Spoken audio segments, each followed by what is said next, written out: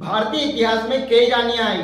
जैसे कि आज भारतीय इतिहास में कई रानियों का इतिहास ऐसा है कि जो आपसे छुपा नहीं है। आज जिस रानी की हम बात करने जा रहे हैं उनका नाम है रानी पद्मावती। रानी पद्मावती का नाम तो आपने सुना ही होगा, लेकिन कभी आपने हिस्ट्री जानने की कोशिश करी है कि रानी पद्मावती थी कौन? अगर नहीं करी थी तो इस वीडियो को पूरा देखना और अंत तक आपको समझ में आ जाएगा कि रानी पद्मावती कौन थी और उन्होंने ऐसा क्या काम करा था जिससे पूरे भारत को आज भी गर्व है। रानी पद्मावती बचपन से ही इतनी सुंदर थी कि उनको कोई भी देखता बस उनको पाने की कोशिश में लगा रहता था। रानी पद्मावती जब बड़ी हुई तो उनकी बुद्धिमानी के साथ साथ उनके सौंदर्य की भी चर्चा होने लगी। रानी पद्मावती के पिता का नाम गंधर्व सेन था और माता का नाम चंपावती था।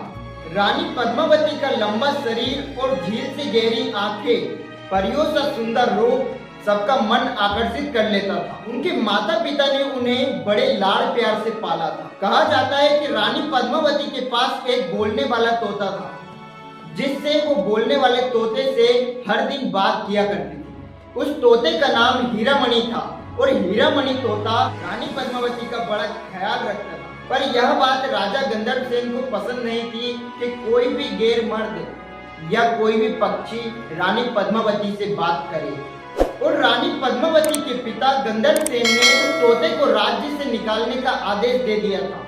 जब यह बात उस तोते को पता चलती है वह तोता उड़ जाता है, लेकिन इस दौरान एक शिकारी उस तोते को पकड़ लेता है और उस तोते को एक ब्राह्मण के हाथों में सौंप देता है और वह ब्राह्मण चित्तौड़ के राजा रतन सिंह को बेच देता है तोता, क्योंकि वो तोता बोलने वाला था और उस तोते को खरीद लेते हैं। और वह तोता रानी पद्मावती के सौंदर्य की बहुत चर्चा करता है। रानी पद्मावती के सौंदर्य की चर्चा सुनकर रतन सिंह राजा लड्डू लड्डू हो जाते हैं और लड्डू लड्डू जब हो जाते हैं तो वो सोचते हैं कि मैं शादी करूंगा तो सिर्फ रानी पद्मावती से। और राजा रतन सिंह 16,000 सैनिकों के साथ सिंगल साम्राज्य की ओर प्रस्थान करते हैं।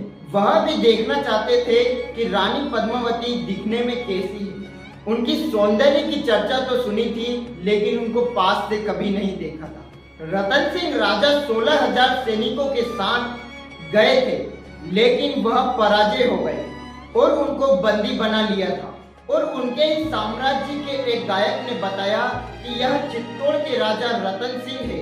यह बात सुनकर राजा गंधर्व सेन ने निश्चय कर लिया था कि ब्याह होगा रानी पद्मावती का तो रतन सिंह राजा के साथ होगा। और राजा रतन सिंह के साथ जो 16,000 सैनिक गए थे उनका भी विवाह यहाँ की कन्याओं से ही किया जाएगा। लेकिन इसी बीच राजा रतन सिंह को एक पक्षी द्वारा संदेश मिलता है कि उनकी पहली पत्नी नागमती वापिस चित्तौड़ आ रही है। वह कुछ कारणवश चित्तौड़ को छोड़कर चली गई थी। जब यह बात रतन सिंह राजा को पता चलती है तो वह चित्तौड़ आने का फैसला बना लेते हैं। राजा रतन सिंह राजनीति और कौशल में बहुत निपुण थे। उनकी युद्ध कला भी दूर दूर तक मशहूर थी। चित्तौड़गढ़ के किले में राघव चेतन नाम के गायक बहुत मशहूर थे और महाराज रतन सिंह उन गायकों को बहुत मानते थे और उन्हें राज दरबार में बहुत विशेष स्थान दिया गया था। लेकिन राघव चेतन जादू टोना भी साथ साथ जानते थे। वो गायक तो थे ही मगर वो जादू टोना भी जानते थे। और एक बार की बात थी, जिस समय वो जादू टोना कर रहे थे तो उन्हें रंगे हाथों पकड़ लिया था। राघव चेतन नामक गायक को देश से काला मुंह कर राज्य से ही नहीं देश से बाहर करने का फैसला कर लिया था और उन्हें इतनी बेइज्जती से भगाया तो उनके मन में एक षड्यंत्र रचने का भाव आ गया था और वह राघव चेतन राजा रतन सिंह से बदला लेना चाहते थे और उन्होंने अलाउद्दीन खिलजी से मदद मांगने का फैसला कर लिया। लेकिन उस समय अलाउद्दीन खिलजी से मिलना इतना आसान नहीं था। अलाउद्दीन खिलजी से मिलने का एक षड्यंत्र बनाया, पर अलाउद्दीन को शिकार का बहुत शौक था तो उसे बांसुरी की धुन सुनाई दी और वह बांसुरी की धुन राघव चेतन बजा रहे थे और उन्होंने बांसुरी की धुन से अलाउद्दीन खिलजी का मन मोह लिया। और इसी बात को देखकर अलाउद्दीन खिलजी ने उनसे बोला कि तुम्हें मेरे दरबार में प्रस्तुति देने के लिए मैं आमंत्रित करता हूँ, लेकिन मैंने ऐसा क्या काम किया जिससे आप मुझे राज दरबार में बुलाना चाहते हो? अलाउद्दीन खिलजी ने बोला कि तुम घुमा फिरा कर बात मत करो, मेरे से सीधी सीधी बात करो कि कहना क्या चाहते हो। तो उन्होंने राजा रतन सिंह की बात बता दी। वो बात उन्होंने उनके बारे में नहीं बताई, सिर्फ उनको जीतने के बारे में बताई और साथ ही साथ रानी पद्मावती के सौंदर्य की भी बहुत चर्चा करी, जिसके कारण अलाउद्दीन खिलजी रानी पद्मावती के सौंदर्य की चर्चा सुनकर वो उन पे नजर डालने लगा।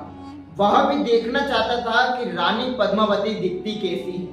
और अलाउद्दीन खिलजी राजा रतन सिंह से मिलने के लिए चित्तौड़ आया और चित्तौड़ में उसने बोला कि वह रानी पद्मावती को देखना चाहते हैं और उन्हें देखकर वह अपने राज्य वापस चला जाएगा। और उस समय दिल्ली का बादशाह अलाउद्दीन खिलजी था और राजा रतन सिंह ने रानी पद्मावती से बोला कि अलाउद्दीन खिलजी तुमसे मिलना चाहते हैं, वह सिर्फ आपको देखकर वापस उनके राज्य वापस चले जाएंगे।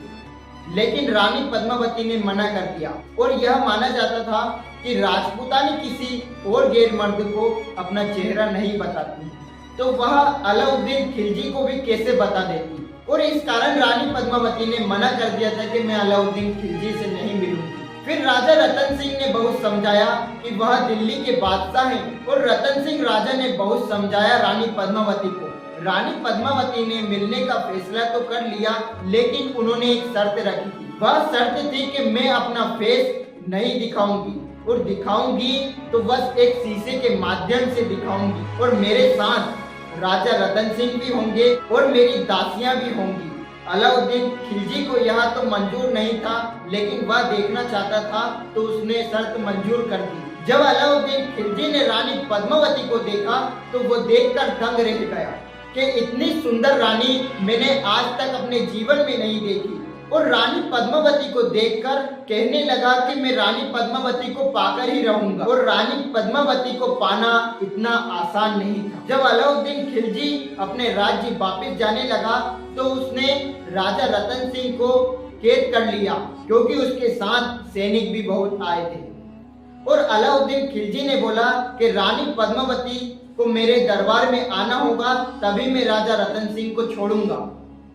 जब दिल्ली के बादशाह के दरबार में पालकियां आनी शुरू हो गई तो राजा रतन सिंह मन में अच्छा नहीं लग रहा था। मेरे कारण रानी पद्मावती को इन मुगलों के सामने हाथ फैलाना पड़ रहा। लेकिन उन पालकियों में रानी पद्मावती नहीं थी, उनमें हथियार के साथ सैनिक मौजूद थे। लेकिन राजा रतन सिंह को बचाने के चक्कर में एक गोरा नाम के वीर गति को प्राप्त हो गए और बादल राजा ने रतन सिंह को अपने राज्य में सुरक्षित लेकर आ गए थे। और इसे देखकर अलाउद्दीन खिलजी को बहुत अपमानित महसूस हुआ और अपनी हार को देखकर अलाउद्दीन खिलजी के मन में एक वापिस षड्यंत्र का भाव आया और उसने चित्तौड़गढ़ के किले पर आक्रमण कर दिया। और इसके बाद अलाउद्दीन खिलजी ने घेराबंदी करने का आदेश दे दिया था और उसने चारों तरफ से चित्तौड़गढ़ के किले को घेर लिया था।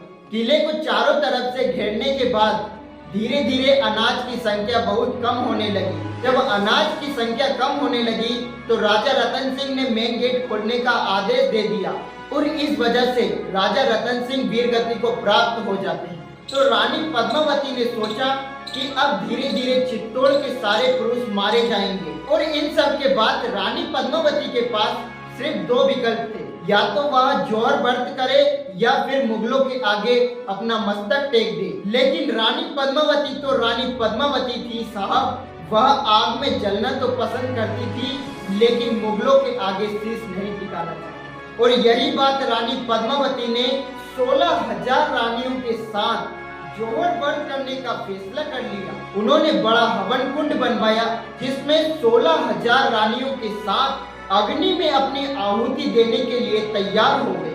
जरा आप सोचिए, 16,000 रानियों के साथ अपनी आहुति दे रही हैं, वो रानी कैसी होगी? उनके सौंदर्य पे मत जाइए आप, उन्होंने कितनी बड़ी आहुति दी यह सोचिए। और इसी के साथ आप मेरे चैनल को सब्सक्राइब कर लीजिए और बेल आइकन दबा दीजिए, जिससे आपको आने वाली वीडियो की नोटिफिकेशन पहुंच जाए।